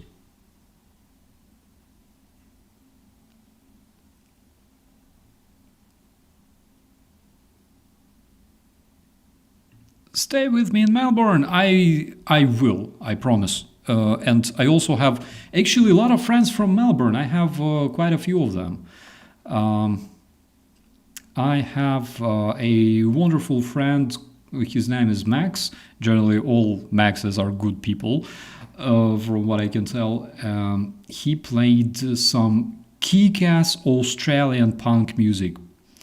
The band was called, I believe, Dwinton, for reasons even he could not explain himself. And it was so good. I remember he brought me like a CD of his records back in like 2008 probably. And it was so good. Like that style. Roman has been in the chat but never seen Mom in the chat though. Maybe she's just, too shy to text. But yeah, Roman visits us time to time. We're boring. No, trying. I am boring. I mean, it's like that. Like we miss each other, all right, with my family. But if they see me every freaking day talking on the screen, I think that might make them miss me less. All right, that is why probably they don't visit often.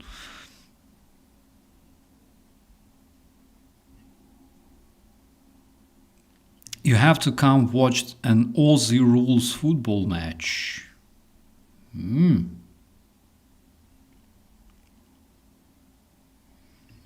We all are your friends and family in the chat. Absolutely, absolutely. And did you know that the genetics can actually trace all the people living in the world on our planet to a single ancestor, like a mom? How do you like that?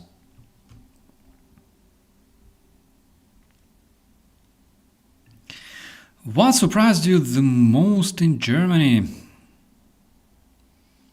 That everything is closed on Sunday. Still cannot get used to that because in Ukraine everything is open on Sunday. In Ukraine, Sunday is the day that you can spend with your family in the mall, for example.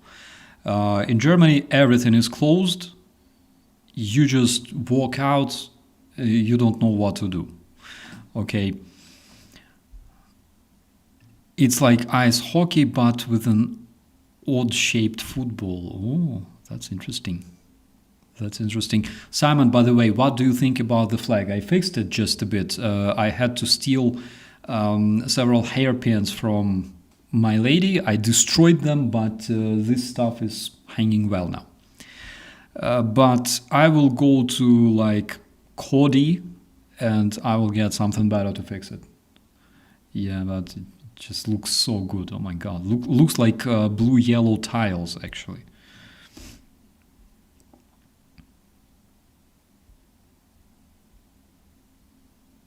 Have you heard of rugby? Australians love rugby. Absolutely, absolutely. My friend was a rugby player in Ukraine, in Kyiv. So, do I have a photo? Guys, let me check it out, because I think I do. Please give me just a minute. I'll try to find it for you. I believe it was like 2021, 2020 maybe. And I believe it was cold. Maybe it was it couldn't be 2021. I think it was 2000, but in the winter, like around here. Oh my god, this is the coolest reaction picture I have. Maybe it was even like 2019. I can be wrong though. Damn it.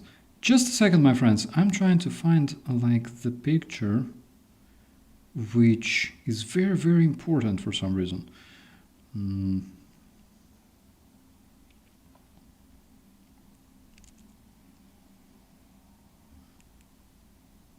No, I don't have it. Maybe it was like 2019. Could be. Okay, February, and there we are, and this is like some shit. Who the fuck are those people? Oh my god. No, my friends, I cannot find this picture. But just so you can understand, my friend was like huge. He was a commander of a battalion of a patrol police in Kyiv. He was like really big, and when I said,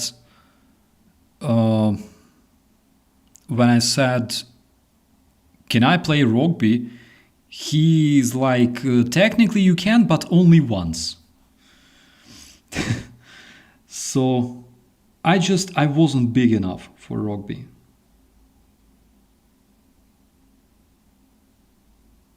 Yeah, unfortunately I cannot find this photo, but you would understand, like he was huge. He was huge and round, and he was a good person, of course, because there was a lot of him. So yeah, maybe next time. Yeah, too bad. I gotta save all of my pictures in the same place somewhere, because it's like trying not to put all the eggs in the same basket. But there's a newly opened Ukrainian restaurant in Melbourne. The assistant chef is originally from Kharkiv. Oh, it's booked out 2 months in advance. You are lucky that it's not Musafir, because if it was Musafir, you would probably have it booked like 3 months in advance, because Musafir is just so good. And it's also Ukrainian cuisine, but it's also Crimean Tatar cuisine. And when you have, for example, this properly cooked rice that smells like heaven, and you order, for example, several pieces of shashlik, which is roasted beef, but properly roasted beef. Like it's soft and it's juicy and it's heavenly, my friends.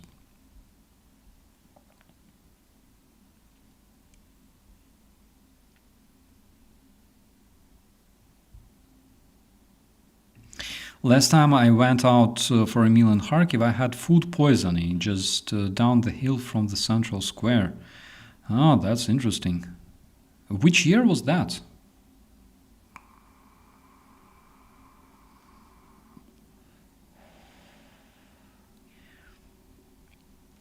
Is it brisket like? Kinda. You have like a long stick, and there's a bunch of meat on the stick, okay? And it's cooked on open fire, like not even fire, but the coals, right? You gotta have like red coal. And 2011, my friend, a lot of things changed since 2011. In 2011, for example, in the kiosk, you could buy a pasty that could meow yesterday, all right, but now it's a pasty. A lot of things changed since those days. So shashlik, you literally put it on a stick and you cook it on the open fire, like on the grill. It's amazing. The most amazing shashlik is the one that you marinate properly, because marinade is the most important part of shashlik. It can be made from mineral water with different spices. Also, it can be made with beer, wine, and sour cream. And things like kefir, for example, or ayran, by the way. So you can use those as well. You can add all sorts of peppers, spices, and also you gotta add a lot of onion to this. So you literally take a stick, you put a piece of meat on it, you put big chunk of onion between those pieces, and this is the way you fry it properly. In Ukraine, we fry pork shashlik, of course, and pork shashlik is actually really cool because there's the lard, the fat, all right, and when it melts, all this juice spreads, throughout the shashlik. But if you don't consume pork, you can have also, for example, lamb shashlik. It's also very, very nice. And of course, it wasn't me. Yeah, sour cream, definitely something that you gotta have. Vinegar and mustard, we don't use much of vinegar when we cook shashlik. Generally, we use like sour cream in most cases. When it's a poor man's shashlik, you can use mineral water. And if it's a rich man's shashlik, you can have either beer or wine, just a bit, all right, in the marinade. It's much better with the beer, in my personal opinion. Like, in my taste, it's just so good.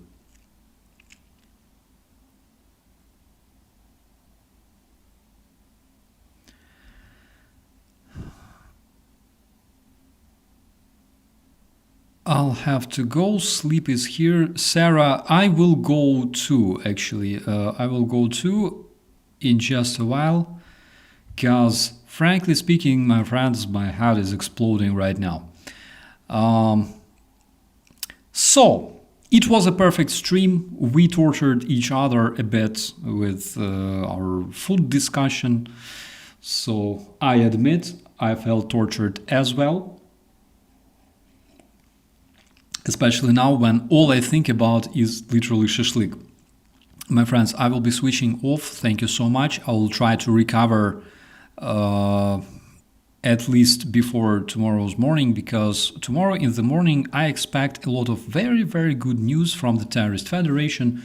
I hope that we will see more fireworks. I hope that majority of good Ukrainian drones and missiles will make it to their destination points. So, with that, my dear friends and family, I wish you all a good night or a good day wherever you are. And also, thank you so much for supporting my channel. Thank you so much for standing with my country. And also, thank you so much for being my family. Sincerely and honestly, I am very, very happy that I have you, my friends, there in the chat on the other side of the screen. I hope that everything will be fine. See you, my friends. Thank you so much, my dear moderators, my dear team, and we'll see you next time. Bye-bye.